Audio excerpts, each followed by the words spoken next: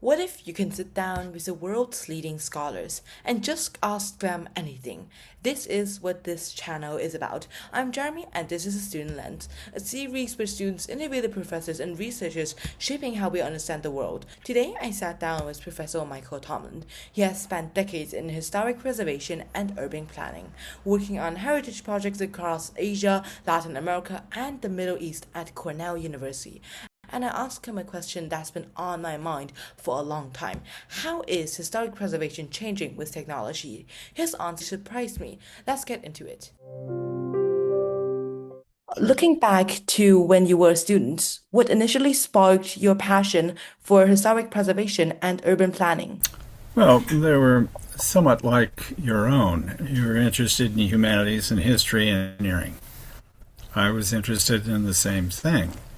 Um, Before that, I was led to believe that by teachers in elementary school that I would have the ability to um, teach concepts and ideas to students and people older than myself.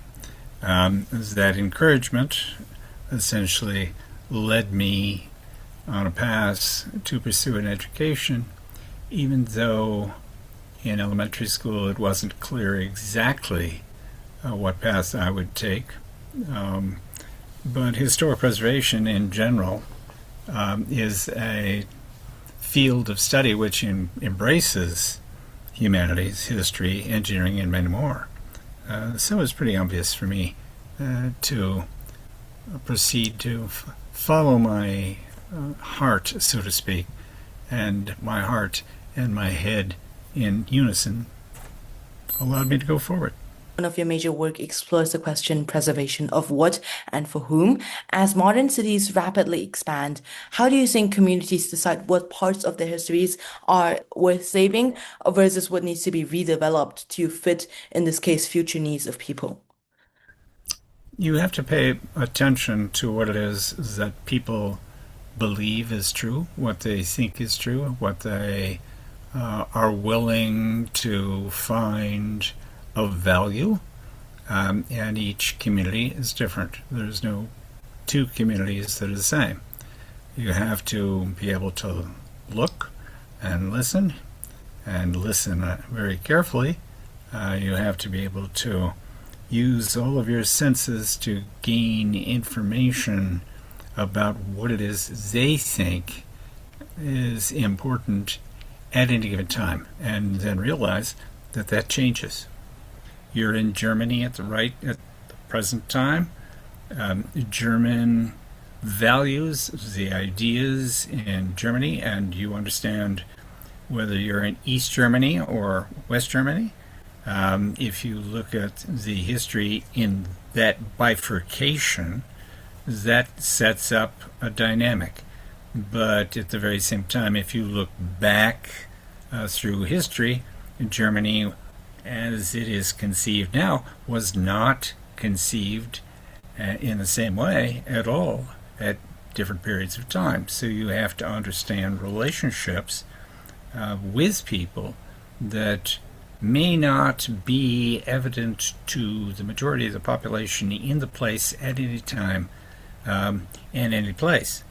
At the very same time, you are going to school in Beijing. Beijing, as I knew it, is not the Beijing you know. The reality is, the Beijing I knew, everybody was on bicycles. There were no automobiles, right? It's a different time, different place, different set of ideas, and that leaves you to understand that different people have different approaches to what they think they want to save or not, as the case may be. Or do you think that this actually makes the case you're studying more interesting and maybe appealing to future students? Oh, yes, absolutely. Because your sense of what is important, what you've grown up to understand and expect, is not at all what it is that even students 5 years older than you have. And I see, and I have seen for literally decades now, the changes in preferences. Okay, now we are moving to the future and the development of your field. So, for example, we have emerging technologies like, for example, AI, 3D modeling, and digital mapping, and they can change how we document and preserve culture for future generations. What is an example that you can think of how this direction might lead us and how it might help or diminish some important factors in your studies? Well, let me go back to what I said just a few minutes ago. We use different devices at this point, electronic devices many times, to interpret the information that we gather. So we're selecting different instruments to gather information. If you use a satellite, it's completely different than if you use LiDAR or drones. That's just one example.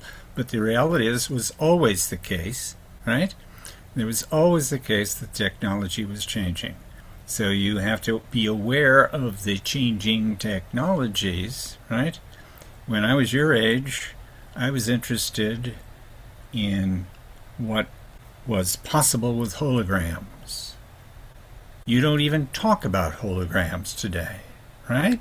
You've never discussed holograms in what it is that you've studied, right? But holograms actually, with three-dimensional imaging, three-dimensional, seen in three dimensions from any point in the room, the hologram is actually more powerful in many respects than your 3D printing. It's faster, more accurate, and essentially more transferable, right? But not everybody has the machinery, doesn't have the technology, doesn't have the electricity, right? Doesn't have the capability of interpreting differently. So that then comes back to the for whom. Who are you addressing? Who are you working with? Who are you as a professional in service serving? So would you say that in this case, these technologies that have been developed need to be developed more to be really be applicable and uh useful for this context, and therefore that like some older technologies might actually be better because they have already been trained on mass amounts of data? Yes, in many cases, the older technologies are superior to the newer technologies for reasons that many people don't understand. The, the basic question is, do you have the capability to address all of these technologies as they change? Because they will change, right? The AI of today is not the AI of tomorrow or the next day, right? And the same thing is true with traditional cartography. How did you learn about the world? Do you know anything about cartography? How it is that you map the world? Many people don't. They just basically accept whatever it is the satellites are going to provide. That's not the way to go through the world if you're really going to be accurate. Is there any example of a case study in which you used technology to help you finish that study? Oh, sure. The background, Borobudur, that's in Malaysia or in Indonesia. The reality is that the reconstruction of the temples, in many respects, depends on the electronics that we have come to deal with. That has been restored a couple of times using electronics. IBM actually used it as a case study early on when it had been basically decimated. At one point, they were basically matching all of the pieces so they could reconstruct it. That's a commonplace example. There are dozens of examples, right? Reality is it's now commonplace to use the electronics to assist, right, in such a way as to basically work with people in any number of ways, right? Yeah. To give you another example, that's another background. That's in India, right? That's with the pilgrims The temple is in the background on the other side of the river. This is the Tungabhadra River. The Tungabhadra is the seat. This is the seat of traditional Hindu religion, right? Reality is, I can flip out like this through dozens of sites that I've worked at, right? And bring you into focus. Understanding what it is that's going on in this image is partly understanding the people. Again, the values of the people. Yeah. So now we are going to move to some student perspectives and advice you would give to the younger generation. First of all, if you could give a couple of suggestions to students today who want to make a meaningful impact in their future fields or career development, what would it be? You'd study the people that are around you. You are in Germany at the moment. Where in Germany have you gone? Have you gone to southern Germany? Have you gone to northern Germany? What's the difference between northern and southern Germany? The predominance of Catholics in southern Germany, the predominance of Lutherans in northern Germany. What's the difference between the northern and the southern German context with respect to religion? The values associated, right? I take you to Beijing, right? I can do the same thing in Beijing. Can you identify the history of that particular location's development through time? So when you're in any particular location, you're paying very close attention to what it is your senses are giving you the opportunity to learn. And what you're doing, the nice thing about what you're doing, is you're relearning what it is that you already think you know in one context, in another context, and you've decided for yourself. This is rather quite exciting because you get to reframe everything in your brain and learn again. That is some good advice. If you were given a second chance to do anything in your life, what would it be? Well, I would pay more attention to the instruction I was given in 19, it was late 68. As I was going into, I was being drafted in the Vietnam War, and I was being trained to be a paratrooper. And I didn't pay attention to what it is my instructor was saying in how to land out of, you're jumping out of a perfectly good airplane, right? And you're coming down in a parachute, but eventually you hit the ground, right? Well, when I hit the ground, I destroyed both of my ankles because I didn't land correctly, right? And that has basically disallowed me. I can't do ice skating. I can't do roller skating. I can't do rollerboarding. I can't do any kind of things that pressure my ankles because I don't have any ligaments there. I don't have any. So that was a mistake.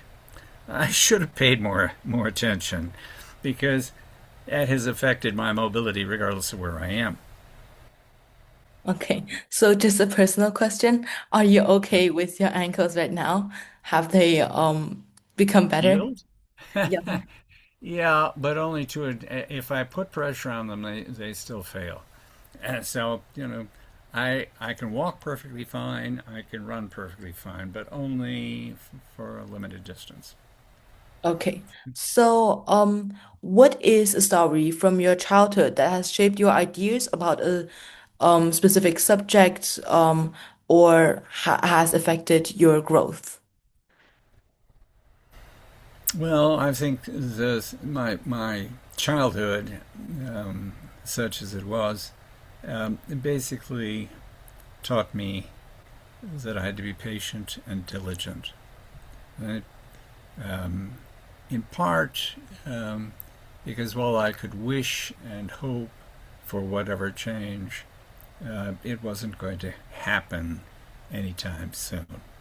And that's because of the fact that I didn't have the my family was not by any means rich. It was basically poor. And the reality was that I had only one pair of shoes, and the reality is that there was a limited range of clothing that I was operating in. So it was always recycling, what we now know as recycling. The reality was that the care that I had to take with not only my shoes and socks and everything else that I was being given as a hand me down, the recycling went on and on and on. So I learned before the term recycling became commonplace what recycling was, simply because of the economics of my situation. Do you think that this has actually helped you made any decision later on in life? Oh, of course, yes, of course. I don't throw away anything. I'm always recycling. And that's basically the first principle whenever you think about historic preservation. What's the value you place on whatever it is that you're working with? It's So all would related. so would you think that childhood is actually the best in this case term to form a basic idea about what you would want to do and that the values are especially important for a student's future? Yes, you are at the point in your life. It's actually scientifically proven that at the point you are in your life, you are forming the basic values that'll guide you the rest of your life. And do, um, I do pay attention to people your age very closely, because it's only by essentially working with you that I can transfer the specifics, right, that I've learned decades before you. So would you say that by telling what you want the younger generation to do, you can make a more significant impact to the future? Yes, that's why I'm discussing. I know where you're coming from. I know what the potential is. That's why we're having this conversation, and why anybody who is really serious about what it is that their lives could contribute to humanity more broadly, just beyond even the neighborhood, beyond the city, beyond in any country. It's all about the context and learning the values of the people. Thank you so much for the compliment. Now we have one last questions Mhm. for our generation or the young people growing up in a fast-paced digital world. Why is understanding history and urban environments so critical? Because upon that rests everything else. If you don't know where you are and why you are where you are and what it is that's around you, if you ignore the people that are around you and simply go on, this is where I'm so annoyed at everyone by the fact that many are using their cell phones to represent the world. And the cell phone is a delightful device. It has lots of potential, but it shouldn't be overused. It shouldn't be depended upon as a substitute for the real thing, right? If I had my wish, we would snap our fingers and go to Humpy, this particular part of the world. You would begin to see then and hear the chanting of the pilgrims. You would begin to see and hear the washing of the clothing as they purify themselves. You would begin to understand the importance of this particular location to this group of people, of this group of pilgrims. You understand then far deeper what it is that's going through their minds and what it is that's happening in that part of the world. Okay.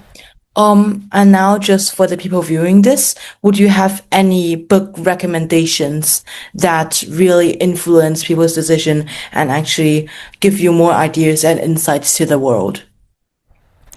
Well, I'll give you a current example. I'm reading now a history of Cairo, a basically an award-winning volumes. They're award-winning volumes that describe Cairo in the 20th century. Now, it's a novel based on real live situations, but it's so well written that what you should keep in mind as a young person, that there's value in what is a novel, that is fiction, as well as nonfiction. Nonfiction has prejudices and preferences just as fiction does. But this comes back to the question that you really began to think about, is how do you develop the critical capacity to determine what it is that's meaningful to you in rethinking what you're thinking? What's the truth of it? What's the truth of it in this particular context? So reading is essential. In this, if I turned off the screen here, you'd see this office has several thousand books, right? From all over the planet, right? I continually read even today. I'm ordering books, right? And it's not just electronic PDFs. It's also hard copy, real books, right? And of course, I own a publishing company, so I have an interest in how it is that books are created, how maps are generated, right? I will definitely be reading that novel. And just because I just came up with it, are there any specific people that influenced you a lot and that made you encourage you to choose the path that you chose? I had one instructor early on who was educated as an architect first, a historian second, third a philosopher, and fourth a theologian. And he taught me to relate the history of ideas to locations, people, and places. Right? The history of ideas across any particular geography of your thinking will influence the manner in which your intellectual development proceeds. A huge thanks to Professor Michael Tomlin for taking the time to share his journey, insights, and wisdom with us today. Whether you're a student figuring out your next steps, a future planner, or just someone interested in history, his advice on looking at old spaces with new eyes is something we can all learn from. If you enjoyed this conversation, please hit the like button, subscribe to the Student Lens, and leave a comment below with your favorite takeaway from today's episode. Thank you so much for watching, and we'll see you next time in the next episode.